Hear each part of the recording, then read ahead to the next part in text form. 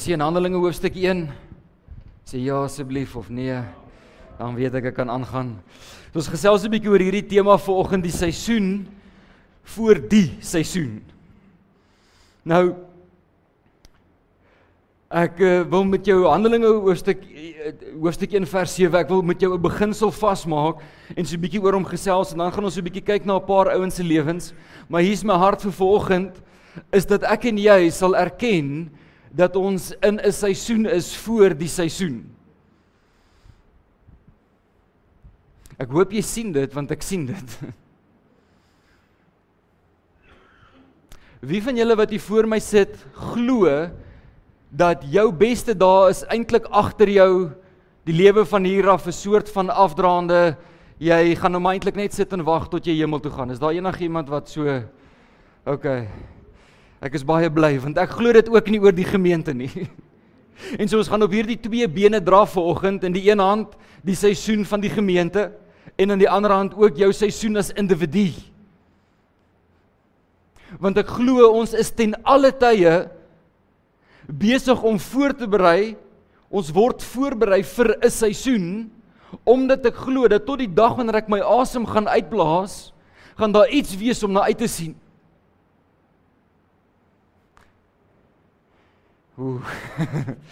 Handelinge hoofstuk 1 vers 7 sê die volgende, hy sê, en hy antwoord hulle, dit is nou Jesus, wat met hulle praat, hulle wil by hom weet, so wanneer gaan hy terugkom, en wanneer gaan hy heers as koning, hy sê, dit kom julle nie toe, om die tye of geleenthede te weet, wat die Vader deur sy eie mag bepaal het nie.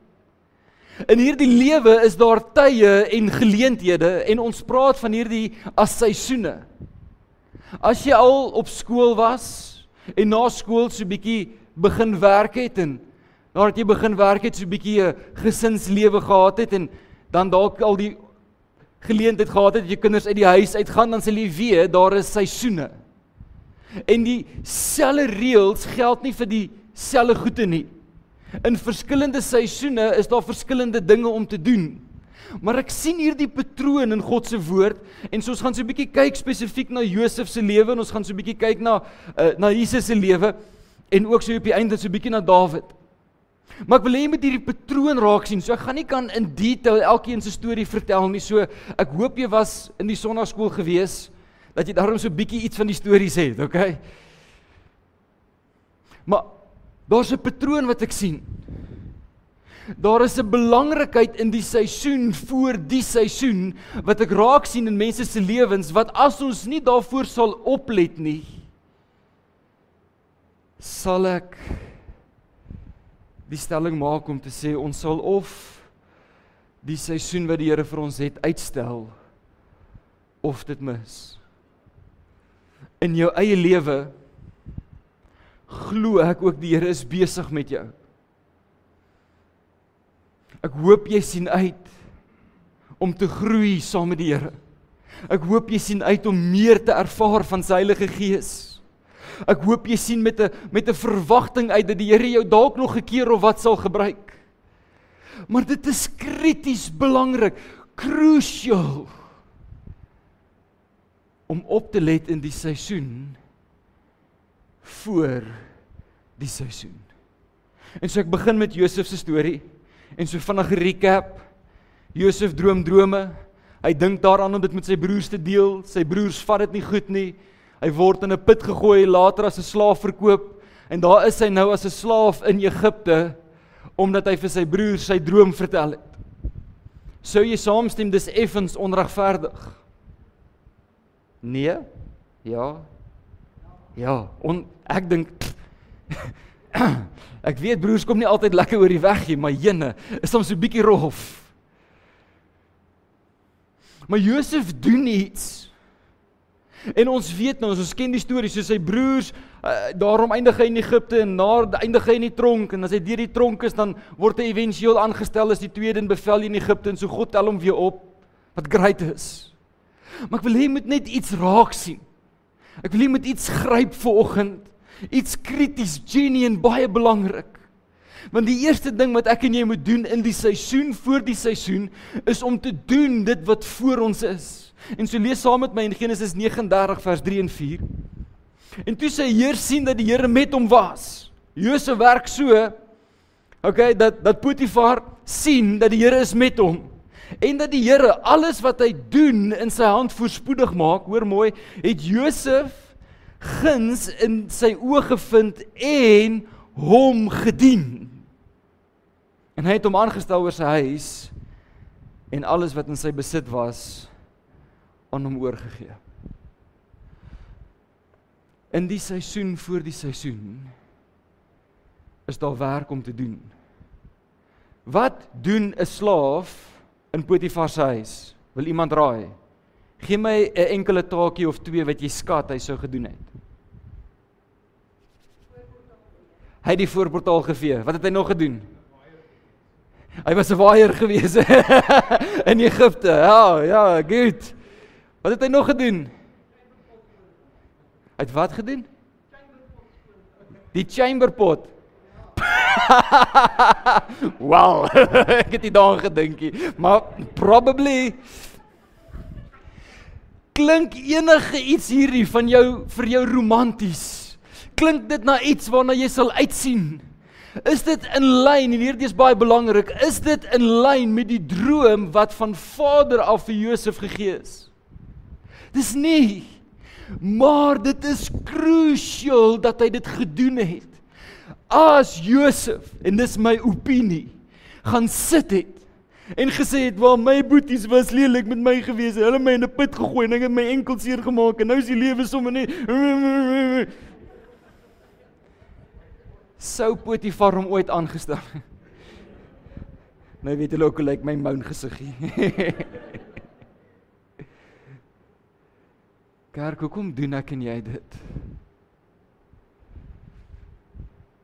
Hoekom wanneer die Here van my en jou vra om goed te doen, wat dalk nie in lyn is met die droom wat hy in ons harte het nie, hoekom is dit vir ons moeilik? En ek hoop om hierdie connected dots net in jou hart te kry. Ek wil hê jy moet sien, jy gee nie op die droom, wanneer jy doen dit wat voor jou is nie. Wanneer jy dien soos wat jy veronderstel is om te dien nie. Inteendeel, ek dink dit is 'n noodsaaklikheid. Want nie alleen dit nie, maar nou ken jy ook verder die storie, nê? So nou is Josef 'n bietjie van 'n hoër, hy daarom in Potifar se huis, jy weet dit gaan so 'n bietjie beter. En kan julle onthou Potifar se vrou? Stouter, nê? Julle onthou vir haar? Ja, ongemaklik. Maar omdat hy nie ingee nie, eindig hy in die tronk op. En vir 'n tweede keer sien ek Josef doen iets wat ek en jy behoort te doen in die seisoen voor die seisoen. Watch. Die bakker en die skinker droom en hulle antwoord hom, want hulle is nou hartseer. So net interessant genoeg, Josef gee genoeg om die ander ouens se hartseer raak te sien. Jy sou gedink het as jy onregverdig in die tronk is dat jy die een is wat hartseer is, maar hy sien hulle hartseer raak. Hulle antwoord hom, hulle sê ons het 'n droom gehad en daar is niemand wat dit vir ons kan uitlei nie, maar hoor wat sê, en Josef vra hulle, is uitleg nie 'n saak van God nie? Vertel my tog. 3 woordjies. Vertel my tog. Sien jy die gesindheid wat Josef openbaar? Is Josef in 'n amazing plek op hierdie stadium? Gaan dit met hom wonderlik goed? Kry hy al die tekens al daar van die realisering van hierdie hoop wat in hom is, hierdie droom? Het die groot seisoen al gearriveer? Nee, nog eenmaal nee. Maar Josef is op 'n plek waar hy sê, vertel my tog.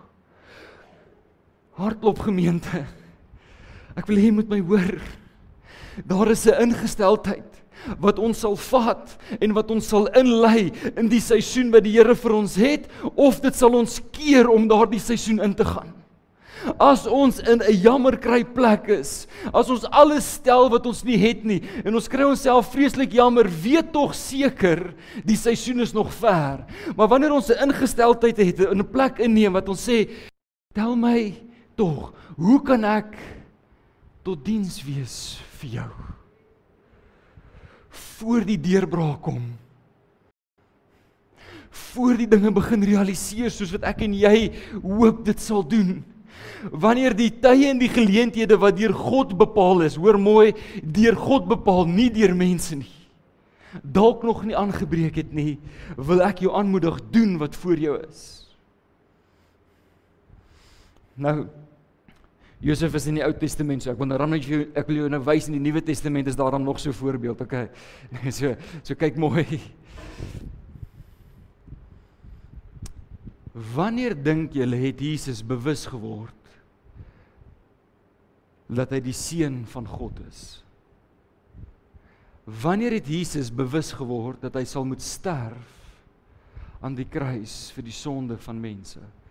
Wanneer dink julle het Jesus bewus geword van sy roeping? Dit is 'n bietjie van 'n trick question, ek weet, maar moet ek eerder vir Ruben vra, sal julle gemakliker wees as ek? Hy het altyd geweet. Hoekom? Want hy was van die begin af. Hy het vlees geword deur Maria in die Nuwe Testament, maar daar het hy nie sy ontstaan gehad nie. Van die begin af.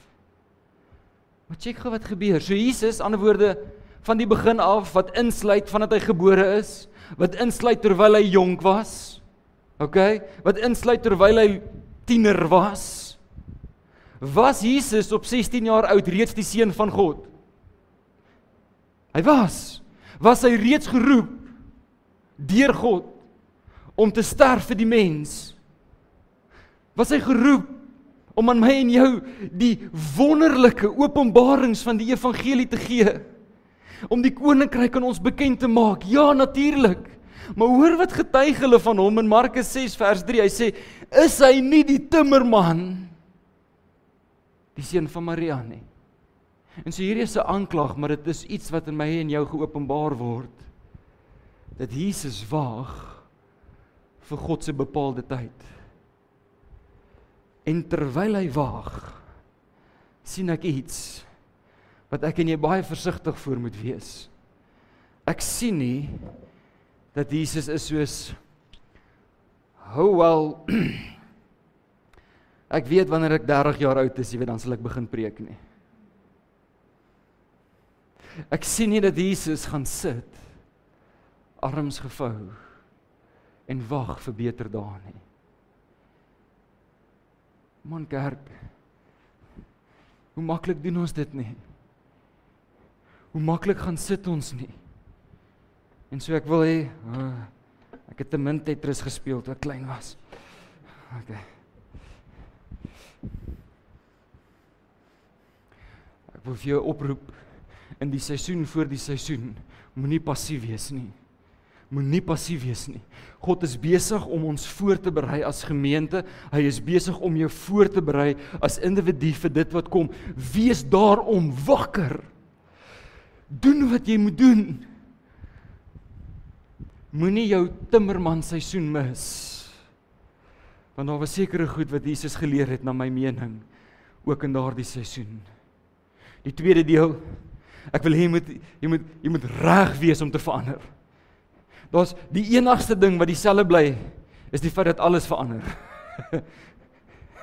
Dis al wat dieselfde bly. Oorweeg vir 'n oomblik, selfs 15 jaar terug, 10 jaar terug, hoeveel anderster is die inligtingsera nou teenoor dan? Hoeveel anders is ons kultuur? Ek kyk na die dag 'n leierskapsding, en sê, en ek haal hom uit en ek speel hom weer. En die eerste ding wat ek sien is, ek soos, die klere wat die oom aan het, is nie meer in die mode nie. Want alles het verander. Niks bly dieselfde nie, maar as ek en jy nie ons harte reg kry vir die verandering nie, wanneer dit tyd is om te verander, gaan ons dit dalk mis, want kom ons is terug by Josef, en so jy weet nou die storie, en hoe al die goed gaan, en so Farao het hom nou opgeroep, en hy het die droom uitgelê, en die seisoen breek nou aan, dit is die begin van die seisoen, wat die Here in Josef se hart, maar hoor wat gebeur, en Josef was 30 jaar oud, toe hy voor Farao Farao die koning van Egipte gestaan het. Net dat jy weet vir interessantheid, hy was 17 toe sy broers hom verkoop het. So moenie begin huil as jy vir 6 maande lank bid nie. Partykeer vat dit 'n rukkie, okay? Hy was 17, 'n tiener toe hy verkoop is. Op 30 jaar oud, sê die Bybel vir ons, het hy voor die Farao, die koning van Egipte gestaan. En hoor mooi, en Josef het van Farao, hoor mooi, weggegaan. En wat doen hy? En die hele Egipte land deurtrek. Daar is 'n doelgerigtheid in Josef, wat ek hoop by my en jou ook sal wees. Want daar sal 'n dag kom, wat volgens Handelinge 1:7 deur God bepaal is, 'n tyd en 'n geleentheid. En wanneer dit kom, moet ek en jy reg wees. Josef kon nie hier gesê het, wel, ek moet nou maar net eers 'n paar goedjies. En ek wil nie impliseer dat hy reguit uit Farao se chambers uit die hele land ingegaan het nie, maar dit was definitief dringend genoeg dat die skrywer van Genesis dit vir ons bymekaar sit, okay? So Josef is nie besig om eers in 'n tyd van vas en gebed in te gaan. Hy het geleer wat hy moes leer in die put. Hy het geleer wat hy moes leer in die tronk. Nou dat die seisoen daar is hy reg om te gaan. Wanneer God die seisoen aankondig, moet ek en jy gereed wees om te gaan. In Lukas 5 vers 38, hierdie baie belangrike beginsel. Maar nuwe wyn moet in nuwe sakke gegooi word.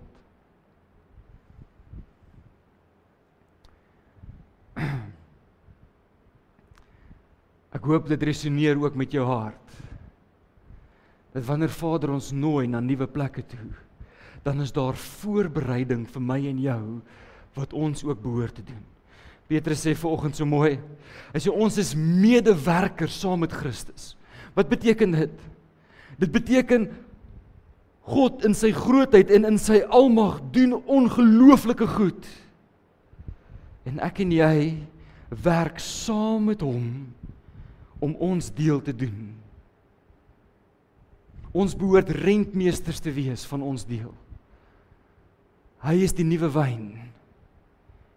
Ek en jy behoort die nuwe wynsakke te wees.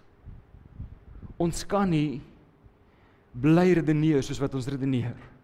Ons kan nie gevangenes bly van ons verlede. Ons kan nie bly waar ons is en aanhou sê, wel, eendag gaan die nuwe wyn kom nie. Daar's iets binne in ons wat moet beweeg. Daar's iets binne in ons wat moet gaan en sê, Vader, ek gaan die nuwe wynsak voorberei. Nou, ek sal nie die nuwe wyn kan wees nie, dit sal 'n saak van onmoontlikheid wees. Ons is nie in die wynmaak besigheid nie. Ons is in die sakke voorberei besigheid. Daarom het ons nie allerhande fitriasies en goeders en mensgemaakte maniere nie. Ons is doeteenvoudig besig om meer en meer oor te gee, sodat ons meer en meer van hom kan weerspieël. Minder van myself, meer van hom. Sê nee vir die goed waarvoor ek moet nee sê. Sê ja vir die goed waarvoor ek moet ja sê. Maar ek en jy behoort reg te wees om te verander. Ons sien dit in Josef se lewe. Ons sien hierdie beginsel vasgemaak in Lukas. Maar ons sien dit ook in Jesus se lewe, want hoor wat sê Matteus 4:17. Hy sê, en van toe af het Jesus begin om te preek. Ek hoop jy sien dit. Jy sien, daar was 'n oomblik, timmerman, 'n oomblik, en toe prediker. Kan jy imagine, as Jesus nooit die oorgang wou gemaak het nie? Kan jy dink, hoeveel, ons sou nie die lering gehad het wat ons het vandag nie. Ons sou waarskynlik verlore gewees het. En ek weet Jesus is God en daarom kies hy reg. Maar ek en jy behoort ook wys te kies. Ek wil gou teruggaan, Elsabie. Daar is ons ietsiekie daar op daai vorige slide wat ek nie wil mis nie. As jy nuwe wyn en nuwe sakke, dan word al twee behou. Ek is in my hart oortuig. Dis die oortuig, ek is 100% in my hart oortuig dat daar ook 'n nuwe wyn is vir ons as gemeente. Maar totdat die sakke nie voorberei is nie, sal ek en jy dit nie ervaar nie. Ons het 'n deel om te doen. Maar hoor wat sê in die volgende vers, hy sê, en niemand wat die ou wyn gedrink het, wil dadelik die nuwe hê nie, want hy sê, die oue is beter.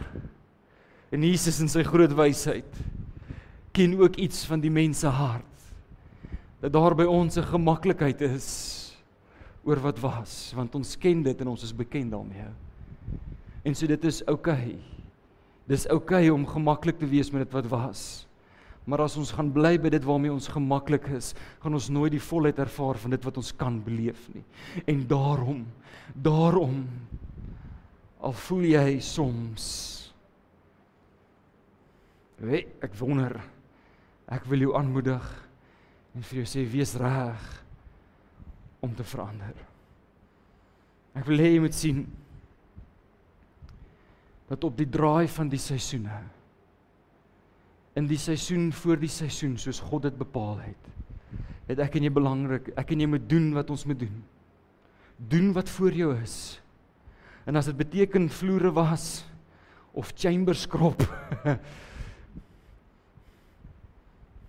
wat ook al dit beteken, doen wat voor jou is. Doen wat jou hand vind om te doen, wees getrou in die klein goed. Ek wil jou aanmoedig, daar by jou 'n gemaklikheid is, 'n gereedheid, om ook te verander in die seisoen, wat die Here dit van ons vra. En wat behoort ons te doen van nou tot dan? Ontwikkel asseblief hierdie twee goed. Ontwikkel in die eerste plek jou karakter. Ek sien dit so by Josef, hoor hoe redeneer Josef, hoor hoe belangrik is dit. Hy sê, hy is in hierdie huis nie groter as ek nie, dis nou wanneer Josef met Potifar se vrou praat, en dan sê hy van Potifar, hy is nie in hierdie huis groter as ek nie, met ander woorde, hy is nie ongeskikte baas nie. En het my niks onthou behalwe u nie, u is sy vrou. Hoe kan ek hierdie groot kwaad doen? Maar hoor wat hou hom daar, en sondig teen God. Josef se geweldige, gesonde, morele kompas kom nie van goeie gewoontes af nie. Kom nie van die feit dat hy nie sy ouers wil teleurstel af nie. Kom nie, hy het die som gemaak. Wanneer ek sondig ek teen God. Einde van die storie. Nou manne, kan ek 'n bietjie met jou praat?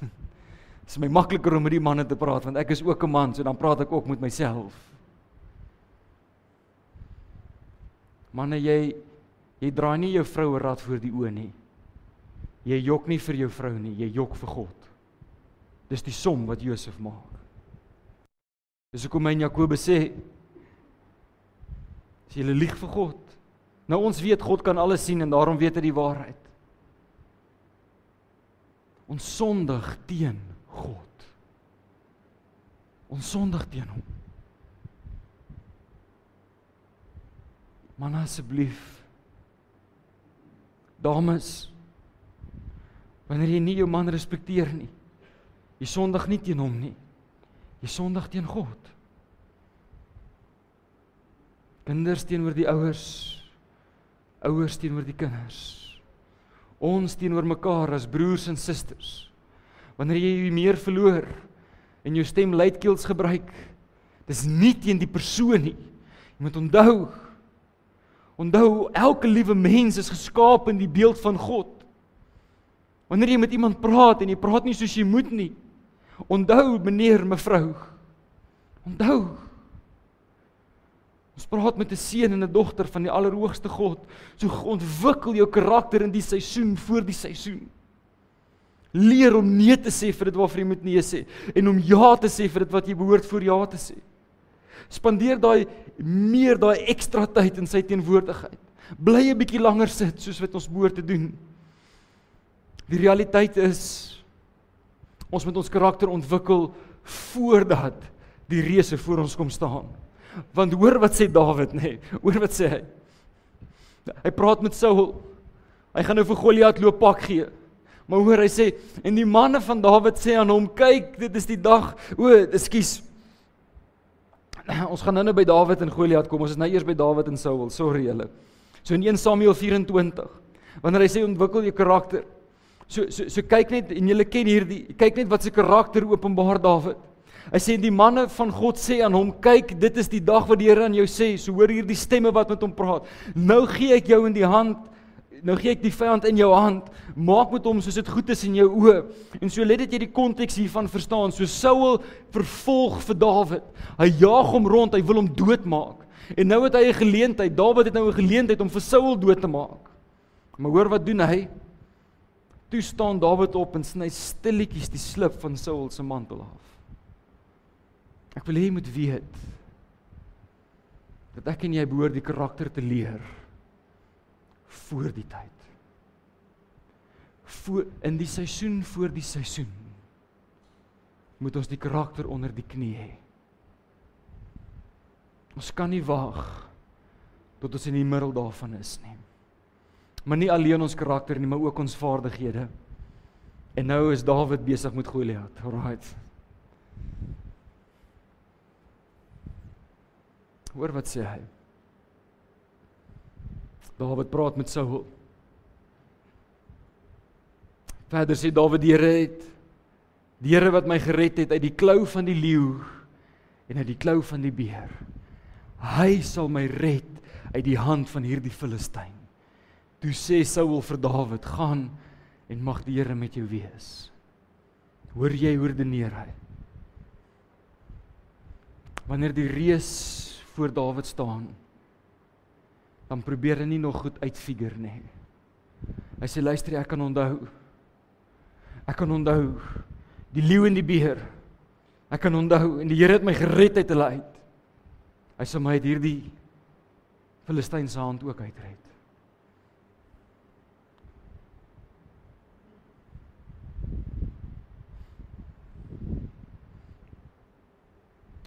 Weet julle dalk hoe oud was Dawid toe hy koning geword het?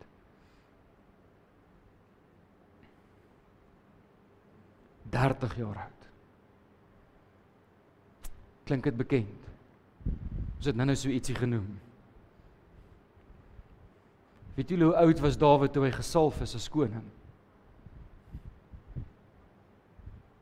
15, 16, 17. Sien jy iets? Sien jy iets? Josef, 17 jaar oud, toe begin sy vervolging, 30 jaar oud. Dawid word gesalf as 'n tiener, maar hy moet wag. Daar's 'n verskriklike seisoen voor die. Toe Dawid voor Goliat staan, toe was hy al reeds gesalf gewees as koning. Toe Dawid die geleentheid gehad het om vir Saul dood te maak, toe was hy reeds gesalf as koning.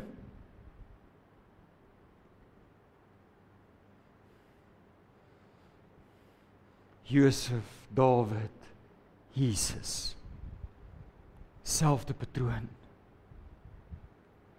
Ek wil net hê jy moet iets sien. Daar is tye en geleenthede wat deur God bepaal is. En totdat daar die geleenthede aanbreek, het ek en jy 'n verantwoordelikheid. Is jy besig om op die Here te wag vir beter werk? Ek wil vir jou sê, werk in jou werk soos jy nog nooit gewerk het nie, en kyk of gee die Here nie dan vir jou ander werk nie. Wag jy op deurbraak? In jou verhoudings, ek wil vir jou sê, werk in jou verhoudings soos wat jy nog nooit daaraan gewerk het nie, en kyk of gee die Here nie vir jou deurbraak nie. Wag jy op die Here vir finansiële deurbraak? Bestuur jou finansies in lyn met goeie rentmeesterskap soos jy nog nooit het nie, en kyk of sal die Here nie vir jou deurkom nie. Maar moenie passief gaan sit omdat daar 'n belofte is en sê wel, ek gaan nou maar wag tot dit eendag realiseer nie.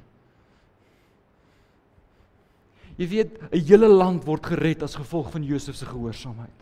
Nie net Egipte nie, maar ook die omliggende dele, sy eie broer, sy eie gesin, die einste mense wat vieslik is met hom. Kom aan kerk, kan dit nie ons wees daai nie? Kan dit nie wees wie hartklop gemeente is vir hierdie dorp nie? Kan hierdie plek nie 'n beter plek wees omdat ons 'n klinkklaar besluit geneem het nie? Nie net hierdie dorp, maar hierdie omgewing. Hoeveel mense gaan beter afwees omdat ek en jy beter kies? Hoeveel mense gaan gered word omdat ek en jy sal gehoorsaam wees? En miskien lyk dit 'n bietjie morsig om jou. Miskien is jy daar in Potifar se huis, of miskien is jy deur in die tronk. Miskien hardloop jy in die woestyn soos wat Dawid gehardloop het. Miskien is jy soos Jesus besig om balke te sny in die wete dat jy 'n baie hoër roeping het. Ek wil vir jou sê, maak seker dat jy die beste doen wat jy kan doen. Doen wat voor jou is. Maar wees reg en wees opgewonde, want eendag is eendag, jy gaan eendag opstaan en dan gaan daardie tyd en daardie geleentheid aanbreek. Wees reg vir daardie verandering. Tot dan, ontwikkel jou karakter en ontwikkel jou vaardigheid. Wil jy nie net jou oë sluit saam met my nie, want hierdie is vir my so belangrik. Vanoggend is vir my bitterlik naby aan die hart.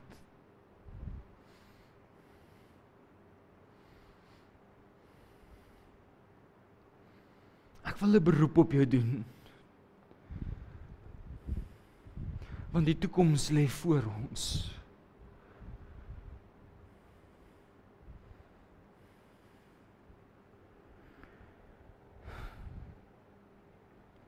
Ek wil twee goed van jou vra. Ek wil in die eerste plek van jou vra dat jy mooi na jouself sal kyk en dat jy jou binnekamer lewe sal oppas. Want uit daardie plek uit vloei daar soveel goed. Terwyl jou oë gesluit is, wil ek met jou 'n storie deel.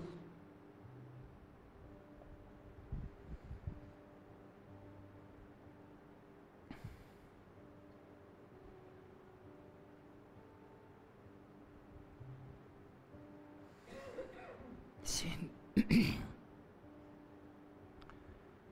In 'n vorige seisoen in my lewe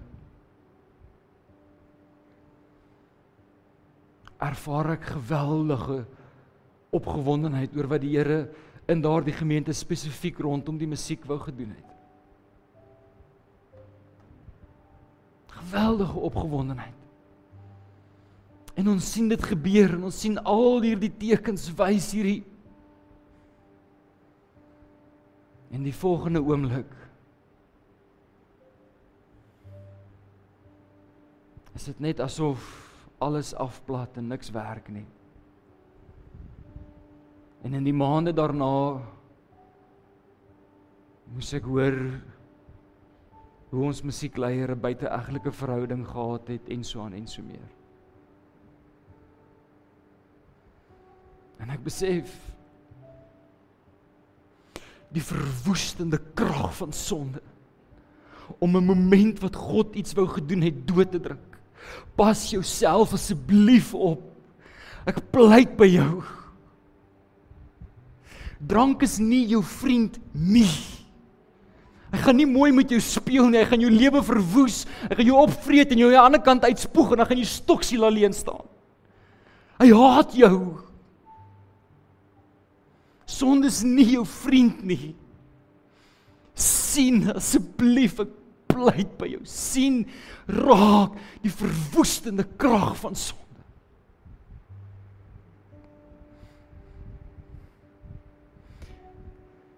Want dit raak nie net jou nie, dit raak die mense om jou. So my eerste versoek aan jou is, kyk mooi na jou binnekamer, kyk mooi na jouself, pas jouself op. En die tweede wat ek jou wil vra is, waar gaan jy inpas in die seisoen wat kom? En ek wil jou vra om nie te vinnig te antwoord nie, maar om jouself gereeld daai vraag te vra.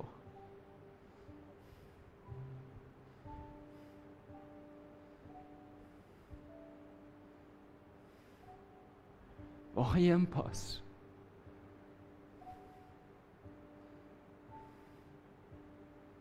Wil jy nie asseblief begin bidend oorweeg in die seisoen voor die seisoen? Wil jy nie asseblief nou begin bid en sê, Vader, waar pas ek in? Wat is my deel? Hoe kan ek die liggaam dien? Want jy sien,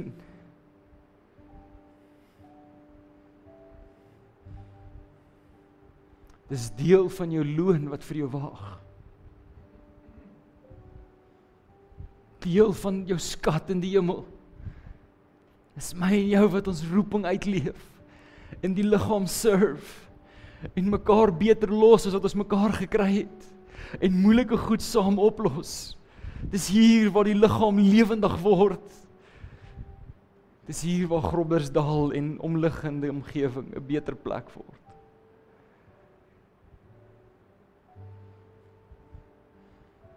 Jy sien, ek kan die beste gassprekers nooi, maar kan hulle nie elke Sondag hier hê nie. Ek kan die beste modelle aanwerk, maar as jy nie jou hand gaan opsteek en sê ek is bereid om te gaan, ek is bereid om te doen, gaan ons ook nie kom waar die Here ons wil hê nie. Ons is in die seisoen voor die seisoen. En as jy as individu ook in die seisoen voor die seisoen is, wil ek jou aanmoedig, pas asseblief hier dieselfde beginsels toe. Terwyl jou oë gesluit is, kom ons bid net saam.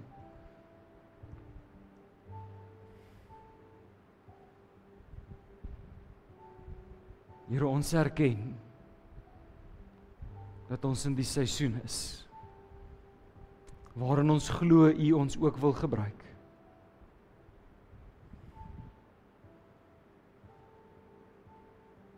Here, berei ons asseblief voor. Ontwikkel ons, maak van ons manne en vroue. Help ons om te wees. Help ons om deur die krag van die Heilige Gees te leef. Help ons om te vergewe wat ons moet vergewe. Help ons om klaar te maak met dit waarmee ons moet klaar maak.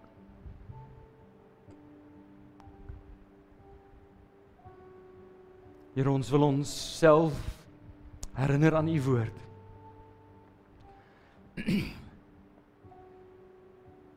Here, ons bely oor ons.